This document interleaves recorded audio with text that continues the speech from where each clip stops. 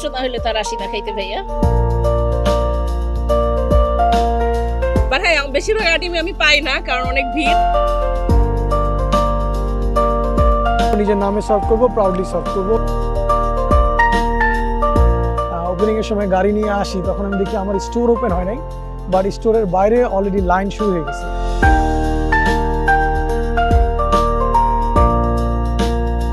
লাইনটা দেখলেই বোঝা যায় যে এখানকার খাওয়ার জন্য নিউ ইয়র্কের পাবলিক কত এক্সাইটেড।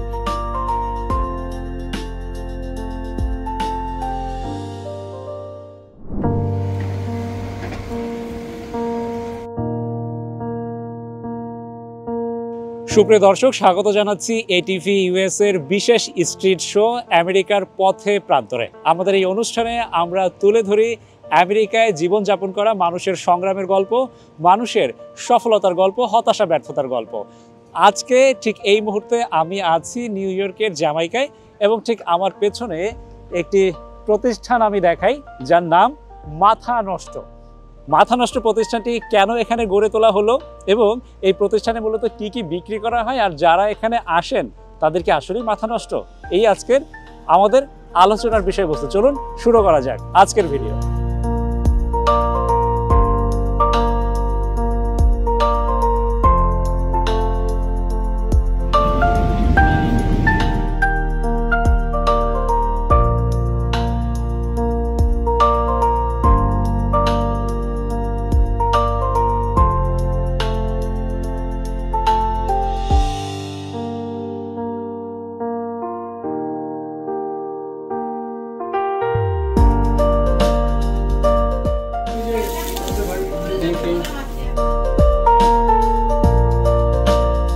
হ্যালো, আমার নাম শেখ ইসলাম। আমি বাংলাদেশের পুরান ঢাকা লালবাগের ছেলে। আমি ফুড ইন্ডাস্ট্রিতে অনেকদিন যাবত আছি। বাংলাদেশে আমার ইউনিভার্সিটি, আমি যেখানে পড়তাম UIU, ওইখানের ক্যান্টিনটাও আমার ছিল লিজে। বাংলাদেশে আমার এখন একটা ক্যাফে আছে, সেটার নাম হচ্ছে চায়গারাম। নিউ ইয়র্কে ব্রুকলিনে আমার একটা ফ্রাইড চিকেনের দোকান আছে, রেস্টুরেন্ট। আমি পড়ালেখা করার পর আসলে আমি বিজনেস মাইন্ডের একটা ছেলে। আমি ফুডের উপরে অনেক বেশি প্যাশন।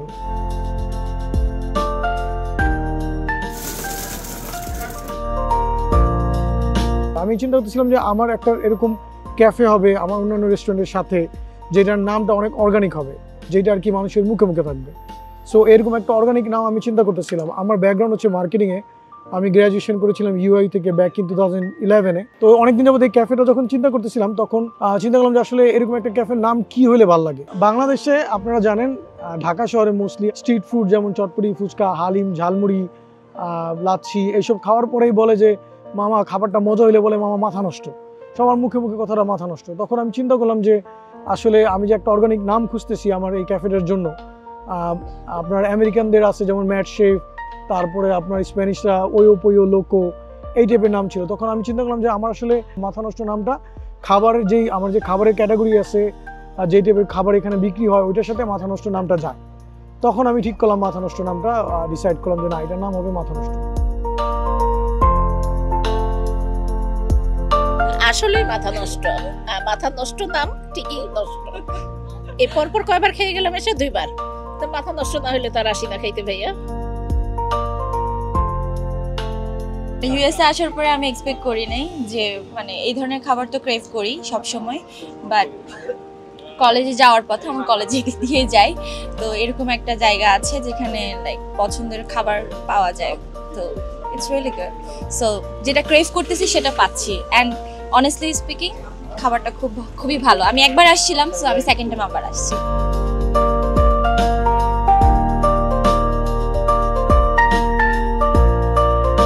ডেকোরেশনটাও একটু ইউনিক হবে এবং আমি বাঙালি বাঙালি ছেলে, ঢাকার ছেলে, ওখান থেকে কি একটা জিনিস আমি আমেরিকা নিয়ে আসতে পারি এবং মানুষকে জানাতে পারি যারা জানে না। এখানে অনেক বাঙালি ছেলেপেলে আছে, বাচ্চা যারা তাদের কোনো আইডিয়া নেই। বাংলাদেশের রিক্সা আর্ট, এই পেন্ট, এটা একটা গর্ব, এটা একটা আর্ট। এই জিনিসটাকে সবাইকে জানানোর জন্য যখন এখানে বাবা মারা তাদের বাচ্চাদেরকে নিয়ে আসে, আমাদের রিক্সা থিমের যেই ব্যাপারটা দেখে, তারা তাদের বাচ্চাদেরকে এক্সপ্লেইন করে যে এটা হচ্ছে বাংলাদেশের রিক্সা, এই আর্টটা ওই রকম। এখানে তো অনেক লোক বসবাস করে, তাদের কাছে জানানোর জন্য যে আমাদের কালচার সম্পর্কে, আমাদের স্ট্রিট ফুড সম্পর্কে তাদেরকে একটা ধারণা দেওয়ার জন্য যে আমাদের দেশের ব্যাপারে, আমাদের এই ব্যাপারগুলো জানানোর জন্যই আমি একটু বাংলাদেশের থিমে বাংলাদেশ টাইপ করে করার চেষ্টা করছি।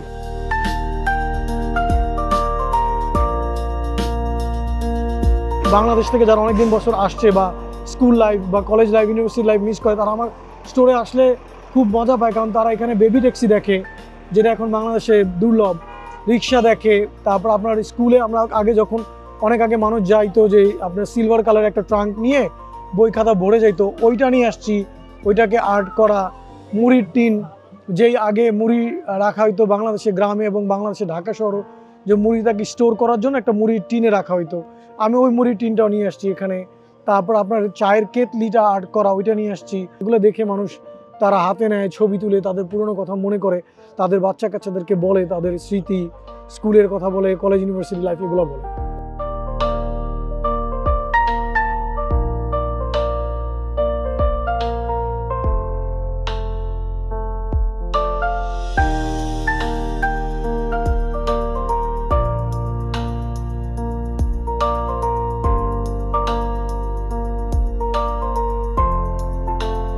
এ নিয়ে আমি আজকে 2 দিন আসলাম, খুব মজা, টেস্টি, সবাই ট্রাই করতে পারে।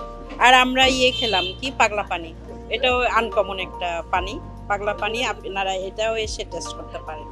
হালিম ভেরি গুড, সবই ভালো মোট কথা। এখানে হয়তো অনেকে রেডি টক আনে গুড় দিয়ে বা চিনি দিয়ে কোনো মতো করে দেয়, কিন্তু আমার টকটা আগে থেকে প্রি কুক করা থাকে, ওইটাকে আমি এখানে স্পেশাল থাকে, আমার ডিফারেন্ট, সবার থেকে ডিফারেন্ট, একবারে বাংলাদেশি স্টাইলের আপনি ফুচকা পাবেন টকে, চটপটির টকটা ওইরকম করেই বানানো।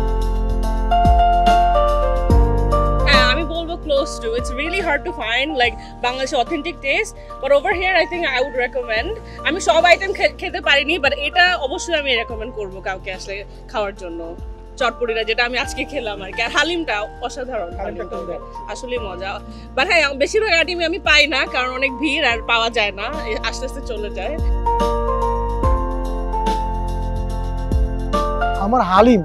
আমার হালিম আমেরিকাতে আমি বলবো যে সবচেয়ে মজার হালিম আমার এখানে। আপনারা ঢাকা শহরে বা বিভিন্ন জায়গায় দেখবেন যে বাংলাদেশে যে হালিমের মধ্যে নলি আস্ত পায়া দিয়ে বিক্রি করে, আমেরিকাতে আজ পর্যন্ত এটা কেউ করেনি, আমি করছি। এটা এখন খুবই ট্রেন্ডিং, মানুষ এটা অর্ডার করতেছে, খুব মজা পাইতেছে, অনেক ভালো রিভিউ দিতেছে। আর হালিমটা আসলে অন্যরকম, অন্য অনেক কিছু খেতে পারি না, কারণ এত ভিড় থাকে, খুবই কষ্ট হয় ওদের এখানে 1-2 ঘন্টা দাঁড়ায় খাওয়ার জন্য। বাট লাগে আজকে খাইতে পারতেছি, খুব ভালো লাগতেছে।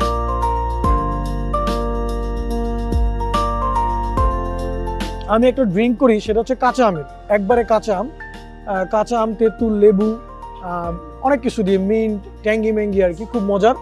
ওইটা একটু ফিউশন করছি আমি খুব লাইক করতাম। এটা টোটালি আমার ইনোভেশন ছিল, আমি বাসায় নিজে বানায় খাইতাম, আমার কাছে খুব ভালো লাগছে জিনিসটা, ওইটাকে আমি নিয়ে আসছি, ওটার নাম দিছি পাগলা পানি, খুবই মজা, এটা খুব ভালো ফিডব্যাক।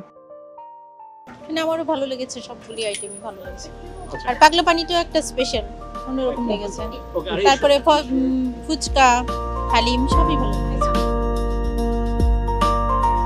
মুড়ি ভর্তা বা মুড়ি মাখানো খাইতে গেলে সব জায়গায় আমি দেখতাম ছোলা চানাচুর দিয়ে করা, কিন্তু যেহেতু আমি ঢাকার ছেলে, আমাদের ঢাকার একটা অংশে যে মুড়ি মাখার মধ্যে ঘুমনি মিক্স থাকতো, আমেরিকাতে কোথাও আমি ঘুমনি দিয়ে মুড়ি মাখা পাইনি। তখন আমি চিন্তা করলাম এই জিনিসটা তো খুব ভালো, আমি লাইক করতাম।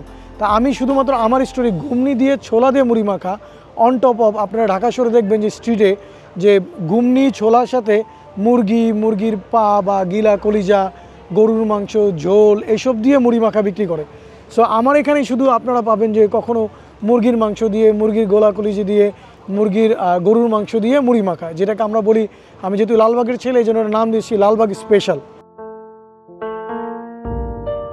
আমি চেষ্টা করছি যে এখানে সব কিছু বাংলা নাম রেখে বাংলাদেশি ফুডটাকে বিক্রি করার। এখানে আসার পরে আমি দেখলাম যে আমাদের বাংলাদেশি রেস্টুরেন্টকে অনেক অন্য যারা বাঙালি না, তারা মনে করে যে এটা ইন্ডিয়ান রেস্টুরেন্ট বা ইন্ডিয়ান ফুড। অন্য কমিউনিটি যারা আছে তাদের মধ্যে কোনো কনফিউশন ক্রিয়েট না হয় যে এটা একটা ইন্ডিয়ান রেস্টুরেন্ট বা পাকিস্তানি রেস্টুরেন্ট, এটা Bangladeshi restaurant, Bangladeshi food, Bangladesh type food আমরা প্রাউডলি সার্ভ করব। আমাদের নিজের অথেন্টিসিটি থাকবে, নিজের মতো করেই সার্ভ করব, নিজের নামে সার্ভ করব, প্রাউডলি সার্ভ করব, এটাই হচ্ছে আমার লক্ষ্য, এটাই হওয়া উচিত আসলে। I just have to tell you it's a gem here. You try a lot of places, both between here to 165 but this is really a top-notch place. As you can see, it's extremely crowded. People love the food, people taking home, people bringing home, and people eating in here. Those who want to come in, come early and really enjoy the food. It is really a delightful sample of our own culture and own country. We love it for the man that who puts in there. So thank you to him. Thank you. খাবারের দাম অনেক reasonable. আপনি আমার ফুচকার $6, আমার যে মুড়িটা আছে $6, লাচ্ছি পাগলা পানি এগুলো $5, হালিমটা $8, আর মুড়ি এই তো এগুলো ফুডের প্রাইস অনেক রিজনেবল। স্ট্রিট ফুড যেরকম হওয়া উচিত ওরকমই। এটা আমাদের খাওয়া নিউ ইয়র্কের one of the best street food, যে একদম আমাদের কাছে এটা বাংলাদেশের মতনই লাগে। আর এখানকার খাবার খুবই মজা। এখানে অলওয়েজ আসলে আমাদের অনেক লং টাইম লাইনে থাকতে হয়, সো লাইনটা দেখলেই বোঝা যায় যে এখানকার খাওয়ার জন্য নিউ ইয়র্কের পাবলিক কত এক্সাইটেড।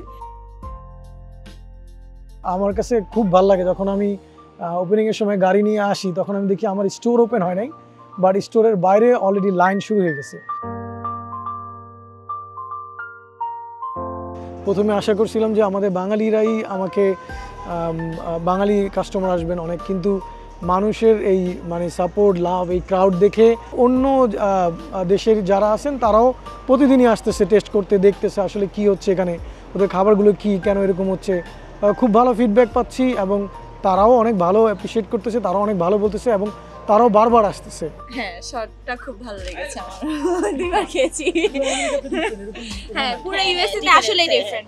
এটা বাংলাদেশেও খাই নেই এই শটটা, এখানে যেটা খাইলাম। হ্যাঁ,